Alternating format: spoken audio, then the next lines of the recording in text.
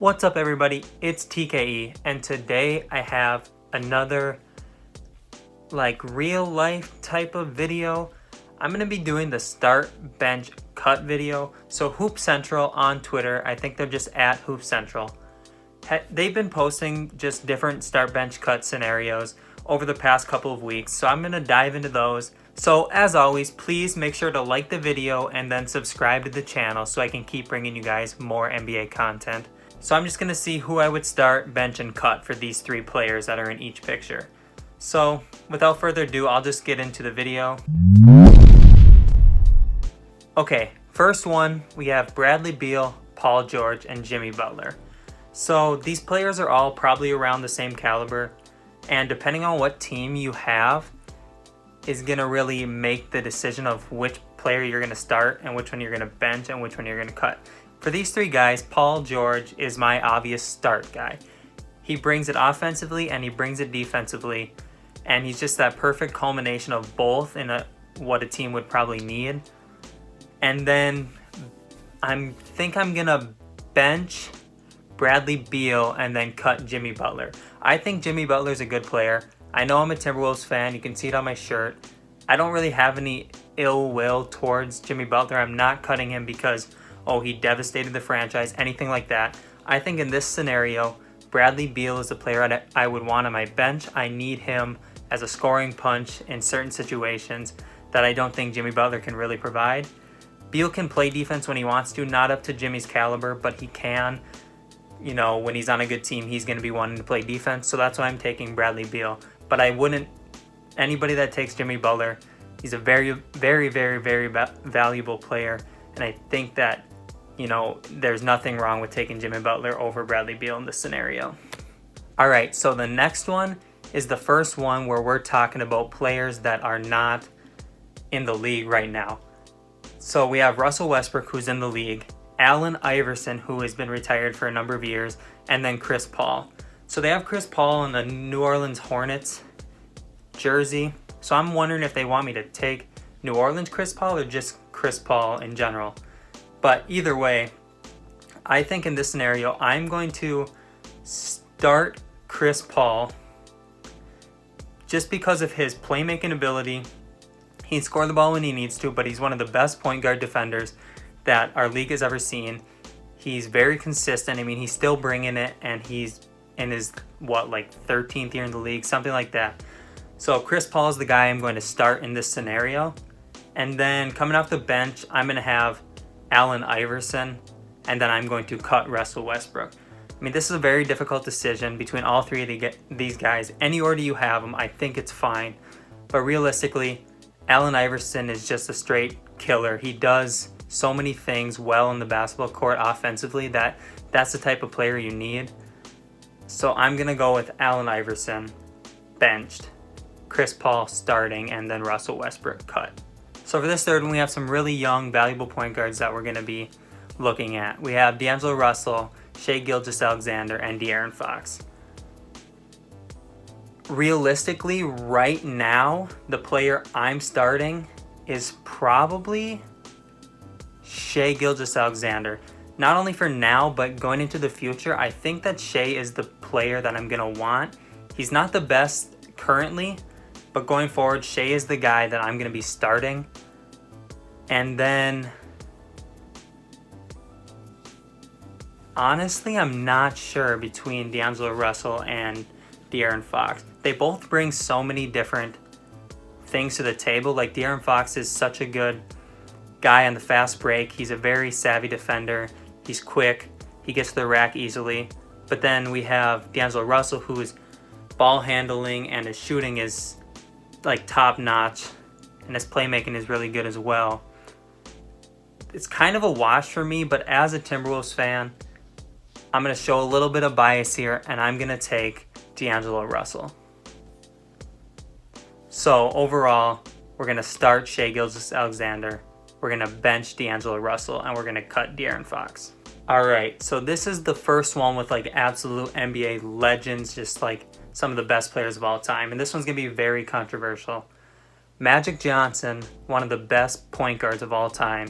Kobe Bryant, one of the best shooting guards of all time. and Kareem Abdul-Jabbar, one of the best centers of all time. All Lakers, all multiple finals MVPs and championships. Man, this is tough. This is very tough. I feel like whoever I pick, I'm going to be disrespecting anybody. But when you're putting all-time greats up against one another, it's not easy to choose. All right, I had to look at a few stats and everything because I don't want to get this one wrong. And it's still just so tough to do it. Man, I'm going to get straight roasted for this, but I think I'm going to start Kareem Abdul-Jabbar.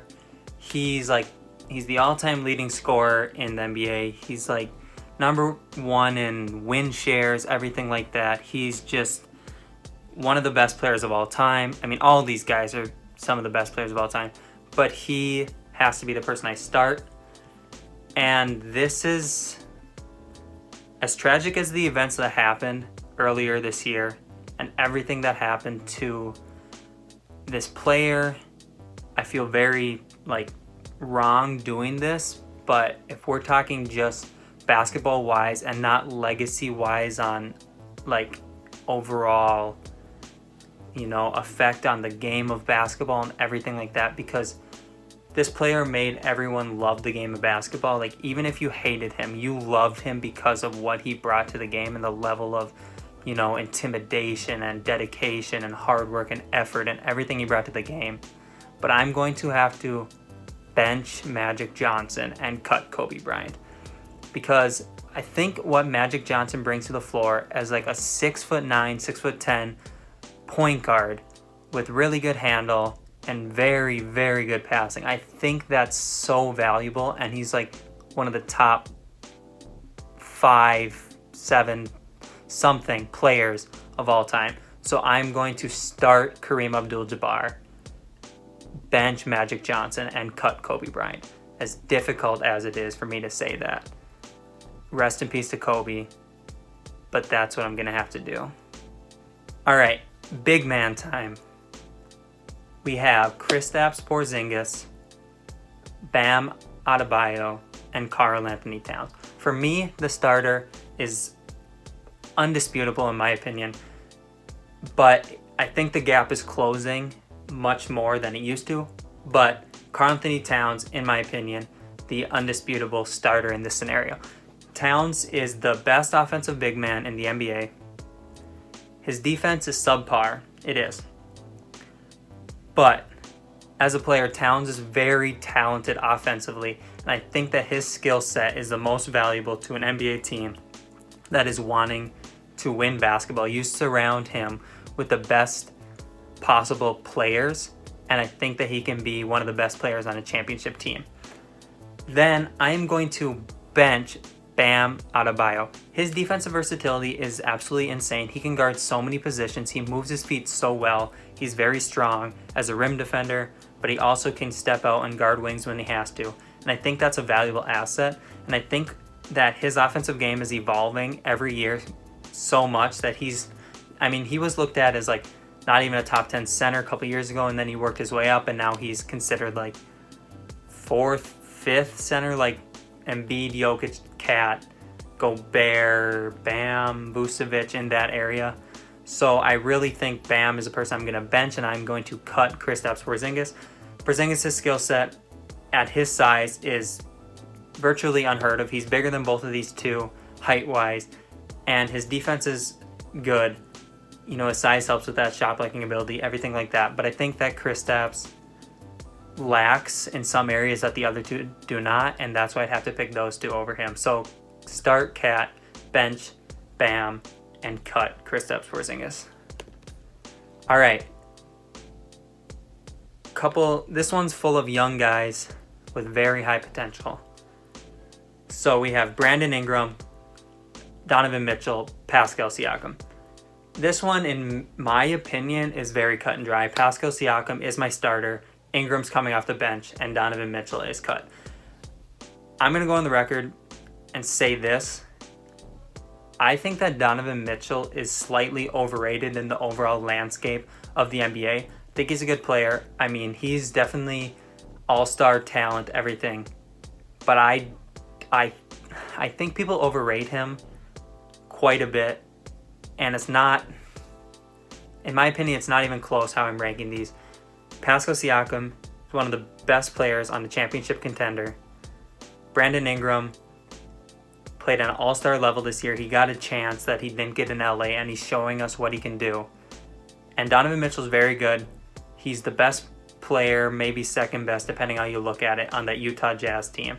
But I'm going to have to go with Pascal Siakam starting, Ingram off the bench, and then Donovan Mitchell cut. All right, so we got some number 9s here, point guard number 9s. And these guys are all had really good primes. They were very good. In their prime, it would be very hard to rank them, and I think that's what I'm going to do. So, Tony Parker, I think, is my starter here. Tony Parker won a number of championships with the Spurs, and he was in such a great system for him.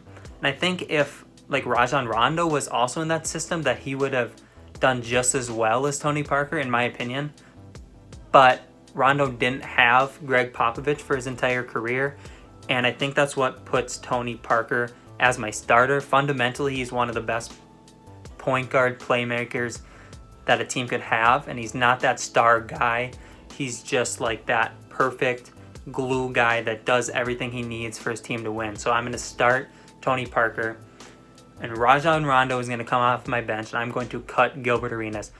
Arenas' prime was very good. He dominated offensively, but I think what Rajon Rondo did for like that 08 Celtics team, so many people consider that Celtics team to have the big three of Paul Pierce, Kevin Garnett, and Ray Allen. And then the big four included Rondo.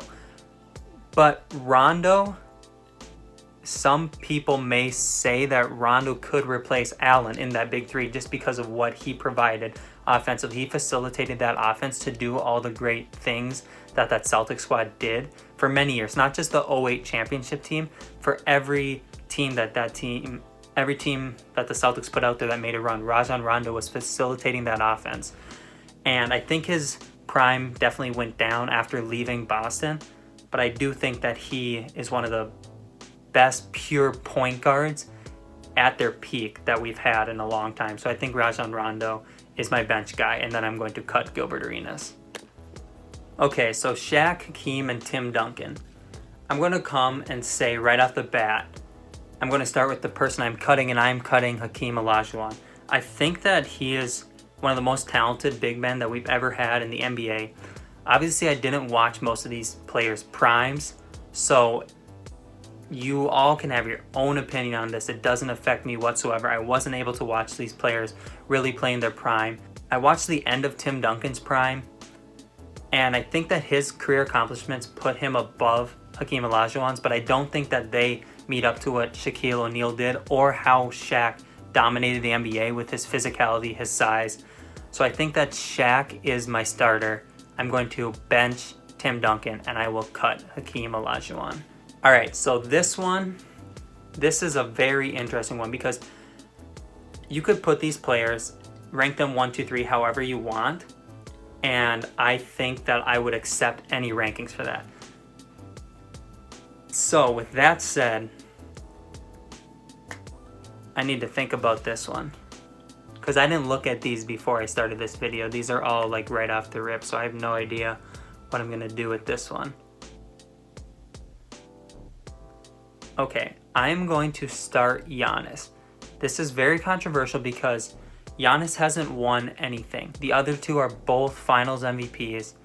They both won championships. Giannis hasn't even made an NBA Finals. But the reason I'm starting Giannis is his pure physical domination of this league that we're watching night in and night out. I think that's unprecedented since like Shaq came into the league and was just dominating everyone with his physicality. But Giannis is also handling the ball and doing so many things that are completely unheard of. His defense is very good. He's improving his shot. And I think that going forward, Giannis is the person I want to start on my team. And then it's so difficult between the other two. But I'm going to cut Kawhi Leonard and start Kevin Durant. Both guys played on teams that are very good, and they brought them to a championship along with other help. And we're seeing that both of those teams are capable of being title contenders without those players. Kawhi with the Raptors. The Raptors are like the second seed in the East right now. And then the Warriors had already won before Kevin Durant got there. So I picked Kevin Durant because of his offensive ability, and he's one of the best pure scorers we've ever seen. And I think that trumps all.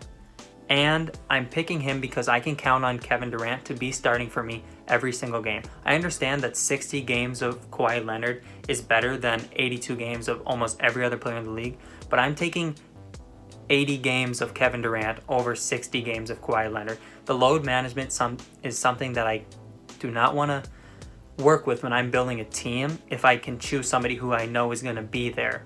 Kevin Durant doesn't have these load management requirements that come along with him. At least he hasn't up to this point in his career. So I'm going to pick Kevin Durant over Kawhi Leonard. So I will start Giannis, bench KD, and cut Kawhi.